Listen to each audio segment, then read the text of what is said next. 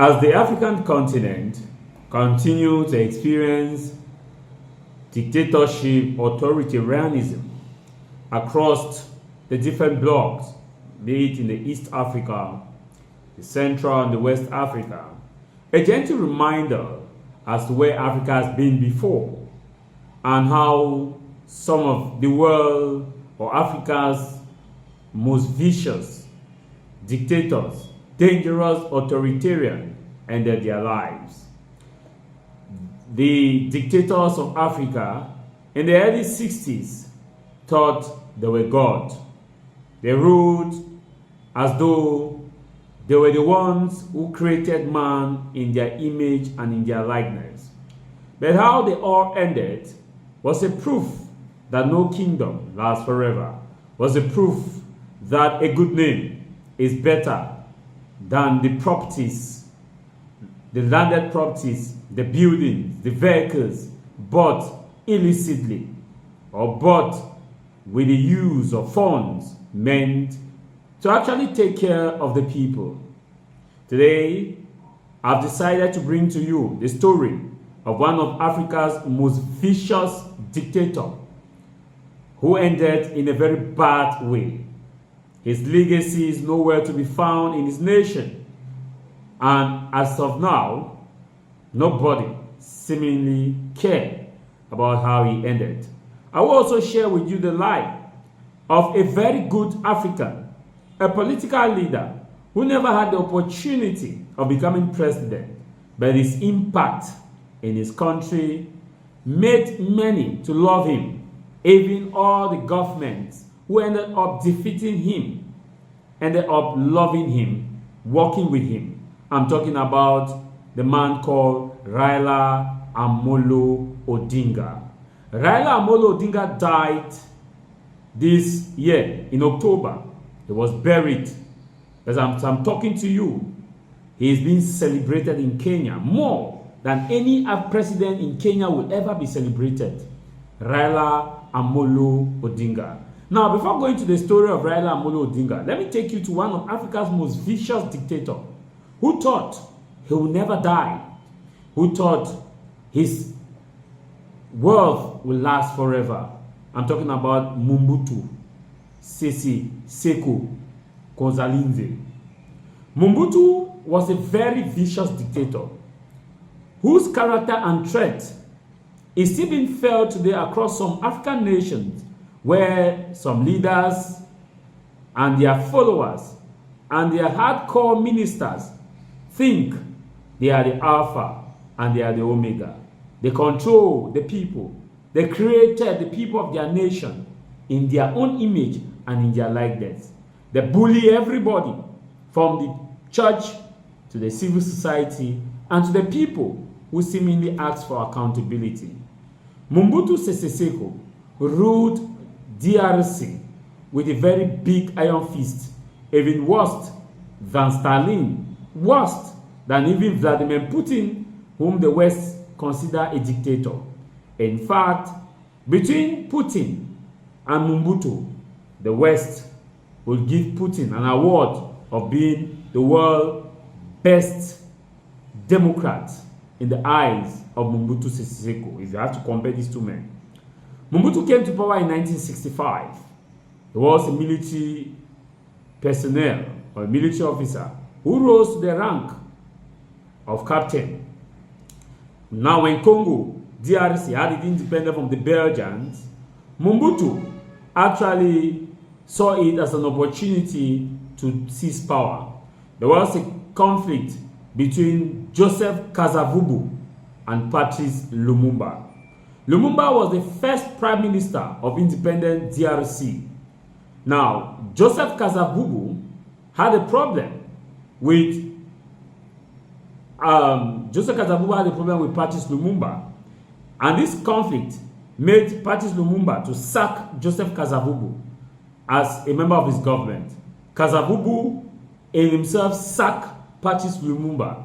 That is, the prime minister sacked a minister sacked the prime minister. And there was a man called Maurice Chombe. Maurice Chombe also sacked all of them. Now, in this chaos, Lumumba was captured by the Belgians, who was a Pan-African. Now, because the Belgians saw that Lumumba was fighting to actually fully restore the democracy of Belgium, the Belgians passed through Mobutu.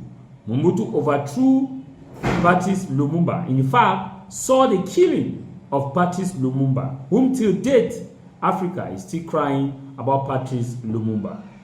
When Mobutu came to power in 1965, he immediately turned the nation into something else, into his private property. He ruled between 1965 to 1997 for over 32 years. Africa has never experienced a vicious dictator to that level until now that others are coming up in Central, West, East Africa wanting to challenge Mobutu in what Mobutu failed to do. We are witnessing presidents and ministers in Africa who want to do more, in fact, who want to do the things that Mobutu failed to do, viciously. But there's one thing and one hope, that God is not man. Man can never be God. When Mobutu ruled, Mobutu had all his elite bow to him. You must sing to his praises. Mobutu ye ye iye, Mobutu denda iye. If you don't sing to the praise of Mobutu, you will actually be arrested, sometimes be killed. It was either Mobutu or nobody. And that is why the phrase, "we thank President Mobutu," was there. Everything, we thank Mobutu, we thank Mobutu, we thank Mobutu, we thank Mobutu. Everything that you do, you have to put Mobutu's name there, so that it should not be that it is you that dare to do that. It is Mobutu Seko. And we are witnessing that across Africa, where people keep saying, "we thank the head of state, we thank this, we thank this." It's like they cannot think on their own. Mobutu was there thinking. Everybody was, "we thank Mobutu." Now, what happened was that Mobutu actually constructed an airport. In fact, he went to his hometown. He built an airport in his hometown, international airport. He built Kasok. He built a lot of infrastructures. I'll play this video so you should see. He built it. Mobutu used the wealth of DRC and invested in his budget village. The body was called the budget. Now, I'll play you so that you see what has been left. The video you're watching by the side is what has been left of that Mobutu's legacy. All the buildings, and it is now in sham, a shadow, now left for rats, snakes, animals that have invaded all the expensiveness. Everything built by Mobutu was important with the wealth of DRC. Everything was important. Today, where is Mobutu? When Mobutu ruled for 32 years, he was backed by Western leaders. He was invited to America. Mobutu was used as an ally of the Cold War. And when the Cold War ended, Mobutu actually suffered. Now, also the crisis that existed in Rwanda, the genocide, further pushed a lot of people to DRC, and that saw the birth of Joseph Kabila. Kabila came to power with his militia and fought Mobutu hard. Mobutu was finally chased out. He went to Morocco, where he actually was there as a refugee. In Morocco, Mobutu died of prostate cancer. And when he died, Mobutu, after Kabila has taken over in 1997, Mobutu legacy, that was it. All the money, everything he had just died. Today, Mobutu is not being celebrated in his country. And I want to bring you, I'll play this video so that you see. Now, the issue about Kenya, Raila Amolo Odinga, he had all the powers it takes to actually make Kenya to plunge into a civil war, even after winning an election, when the election was stolen. But the way in which he managed the situation, made him a national leader. Raila Odinga has never been president. But today he's being celebrated more than Mobutu Seko Kozadinga, who has been president. Today, Raila Odinga is celebrated the most in fact, no president in Africa has ever been celebrated as Raila Amolo Odinga. Even Nelson Madiba Mandela has never been celebrated by his people as the way they are celebrating Raila Amolo Odinga. Amolo was never a president. Amolo was that person who brought forth for accountability in Kenya, whose position of accountability made Kenyans to understand that they can respectfully disagree to agree. And so today, I want to ask this question, why I played this video, Mobutu. You would think you will reign forever. You would think the people of your nation are created in your own image and likeness. You would think that you are the person, the Alpha and the Omega. Just know that the end is near. And the way in which some of these ends come disgracefully, in such a way that nobody will even want to associate themselves with your name. Look at what is happening in Tanzania. Over 3,000 people were killed in post-electoral violence in Tanzania by police. Killed just within 2 days, 2 to 3 days. Internet service was removed. Electricity was cut off so that the military can actually go and exhaust and do harm.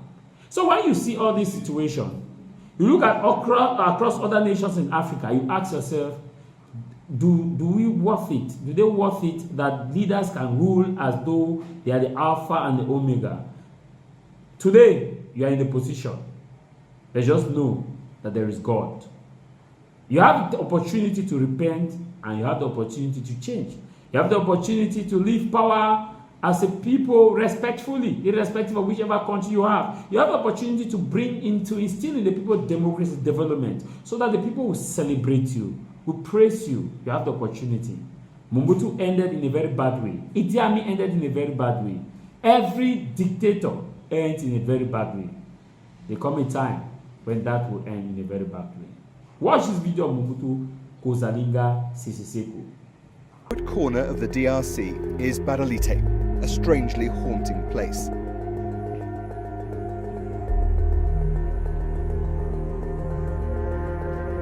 This was the home of the man who ruled the Congo for more than 30 years, President Mobutu Sese Seko. Was it like? Very, very beautiful. I was the palace. It was very, very beautiful, I tell you. The main rituals when we go. This is one of his daughters.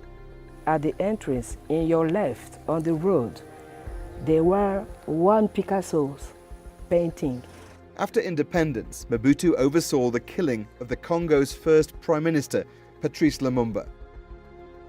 He transformed himself into a classic African dictator.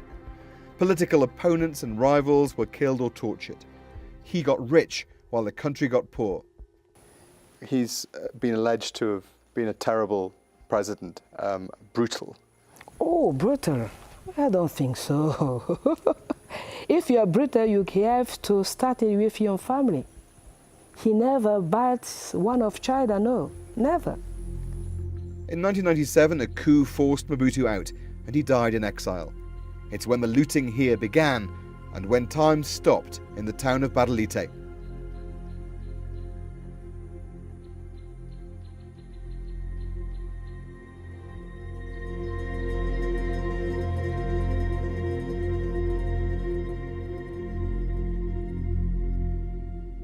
This international airport was built in the middle of a jungle.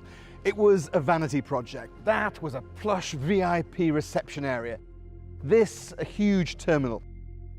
Concorde landed here, bringing in luxury goods like pink champagne for then President Mobutu. Today, it's just a shell. The money just dried up. This distant town on the edge of the country owed its privileged position to one man, and he'd gone.